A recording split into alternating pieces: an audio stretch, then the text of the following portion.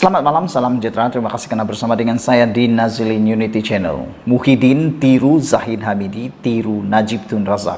Wah, apa cerita di sebalik ini? Ikuti terus ulasan saya dan jangan lupa tinggalkan komen Anda, tekan butang subscribe. Baik, apabila saya melihat komen daripada netizen mengatakan bahawa Muhyiddin dan Zahid, Najib sama saja, kata mereka. Ianya merujuk kepada tindakan Muhyiddin yang terkini, mohon ke tepi 4 pertuduhan salah guna kuasa. Selama ini Muhyiddin cuba mengecam, cuba mengejek Zahid Hamidi dalam kes-kes rasuahnya, terutamanya Zahid Hamidi ketika mahu memohon dipertimbangkan untuk mengenepikan atau membatalkan pertuduhan 47 pertuduhan kesnya di mahkamah. Namun demikian, akhirnya Muhyiddin juga meniru teknik tersebut. Kali ini giliran beliau memohon ke tepi 4 pertuduhan salah guna kuasa. Yang ini memang menarik. Ini memang menarik, saudara-saudara sekalian. Semua orang terkejut apabila ini berlaku. Bayangkan orang-orang kayangan. Saya boleh kata Zahid Hamidi, Muhyiddin Yassin, Najib Tun Razak ialah orang-orang kayangan. Apabila mereka berada di dalam keadaan di mahkamah, mereka dengan mudahnya cuba pula untuk memohon ke tepi 4 pertuduhan salah guna kuasa, manakala Zaid juga memohon untuk pelepasan ataupun tarik balik pertuduhan tersebut, manakala Najib pula memohon pula untuk pengampunan penuh untuk hukuman penjara dan denda beliau itu. Hari ini kita dikejutkan pula dengan keputusan Muhyiddin Yassin sendiri memohon untuk ketepikan 4 pertuduhan salah guna kuasa. Itu yang kita kata tadi, Muhyiddin dan Zahid apa bezanya? Sama saja. Bekas Perdana Menteri Muhyiddin Yassin memfailkan permohonan untuk mengenepikan 4 pertuduhan salah guna kuasa terhadapnya. Peguam anggota Parlimen Pago, Chetan Jetwani, mengesahkan permohonan itu difailkan di Mahkamah Tinggi Kuala Lumpur baru-baru ini.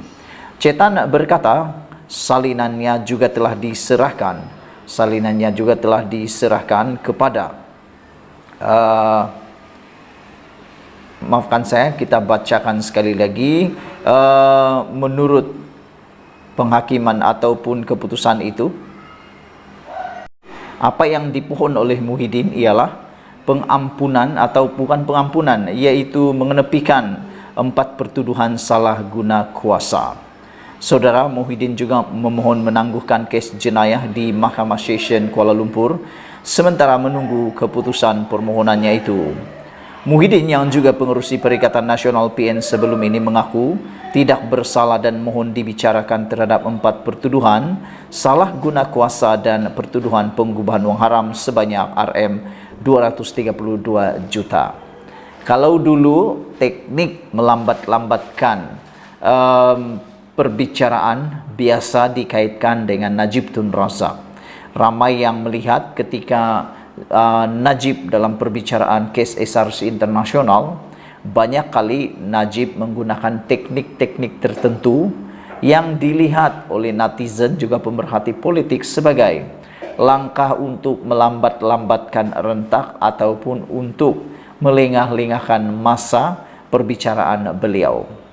Apa yang dilihat sekarang ialah Muhyiddin Yassin hampir-hampir meniru teknik tersebut, yaitu apabila dia mohon mengenepikan 4 pertuduhan salah guna kuasa itu, dan di samping itu Muhyiddin juga memohon menangguhkan kes jenayah di Mahkamah Session Kuala Lumpur sementara menunggu keputusan permohonannya itu. Muhyiddin yang juga pengerusi Perikatan Nasional PN sebelum ini mengaku tidak bersalah.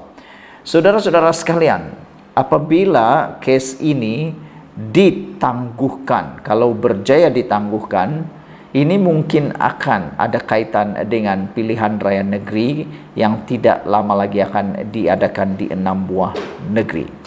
Jadi, adakah Muhyiddin akan berjaya mendapatkan kelulusan untuk mengenepikan 4 pertuduhan salah guna kuasa Dan adakah Muhyiddin juga akan dapat menangguhkan kes jenayah di Mahkamah Session Kuala Lumpur? Saya fikir mungkin adalah mustahil untuk Muhyiddin mendapatkan perkara tersebut. Kalau kita melihat sebelum ini, duluan yang pernah berlaku terhadap Najib Tun Razak ialah akhirnya mereka tak boleh buat apa-apa. Mahkamah lebih berkuasa, undang-undang di Malaysia lebih berdaulat berbanding peribadi seseorang. Jadi saudara, persoalan sekarang ialah adakah Muhyiddin akan terlepas dengan pertuduhan salah guna kuasa ini?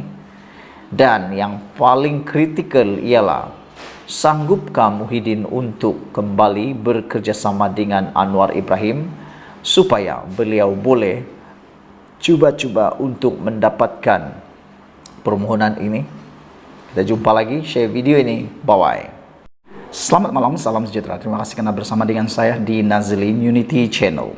Isu paling hangat pada petang ini melibatkan Parti Bersatu dan juga melibatkan orang-orang bersatu. Ianya melibatkan pecah amanah.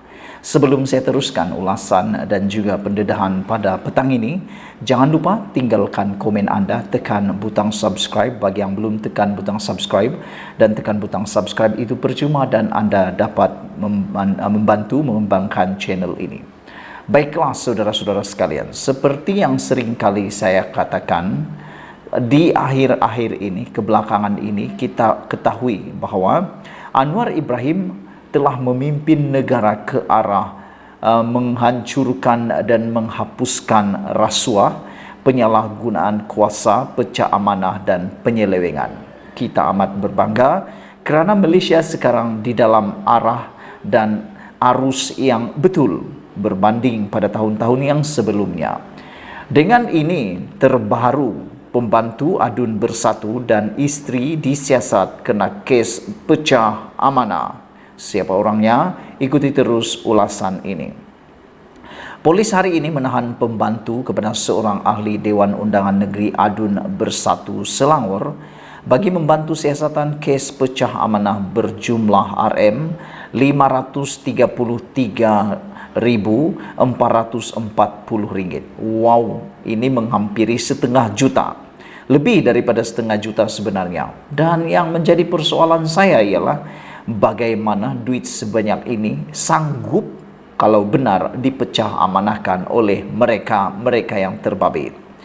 Menurut sumber, lelaki yang berusia 30-an itu ditahan bersama dua lagi yang lain, termasuk istrinya pada 10 April lalu. Wah, ini memang luar biasa.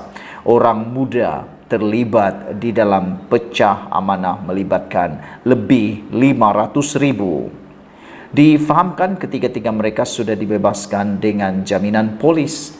Polis sedang menyelesaikan siasatan dan akan menyerahkan penemuan mereka kepada Timbalan Pendakwa Raya tidak lama lagi, kata sumber memetik laporan FMT. Sumber itu turut memaklumkan bahawa Adun Bersatu itu bukan suspek dalam kes itu. Kata sumber, pada Julai 2022, pembantu itu menjemput mangsa seorang pengarah syarikat untuk membidah kontrak RM1.7 juta untuk menganjurkan program Kementerian Belia dan Sukan di Perak.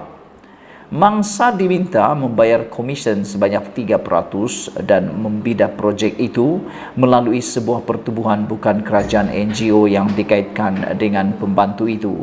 Bagaimanapun, menurut sumber, selepas menerima bayaran, mangsa menyedari dia mengalami kekurangan wang sebanyak RM533.440,000. Mangsa dikatakan mendapati jumlah wang itu dipindahkan oleh NGO itu ke sebuah syarikat milik isteri suspek.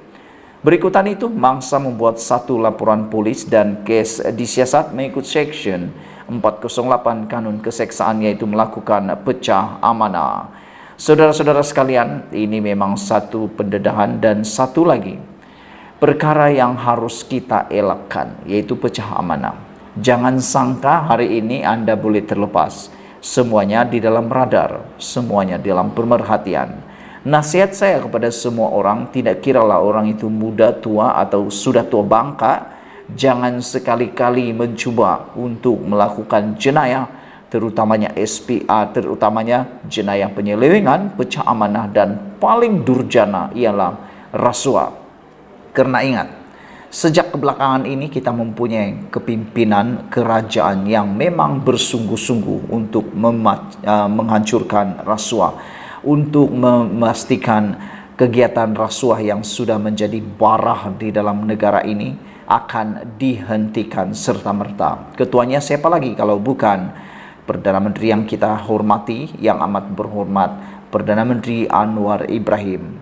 Jadi saudara-saudara, kalau Anda pikir Anda boleh terlepas, kalau Anda pikir hari ini, kemarin dulu, atau tahun lepas, atau tahun-tahun sebelumnya boleh saja terlepas dengan perbuatan-perbuatan yang jahat, itu boleh sudah mulai dilupakan bermula tahun ini. Karena mungkin Anda dalam senarai yang dalam radar untuk siasatan SPRM. Harus berhati-hati, jangan menerima rasuah, jangan memberi rasuah, dan yang paling penting, ingat Tuhan dalam hidup Anda. Ikuti terus laporan selepas ini.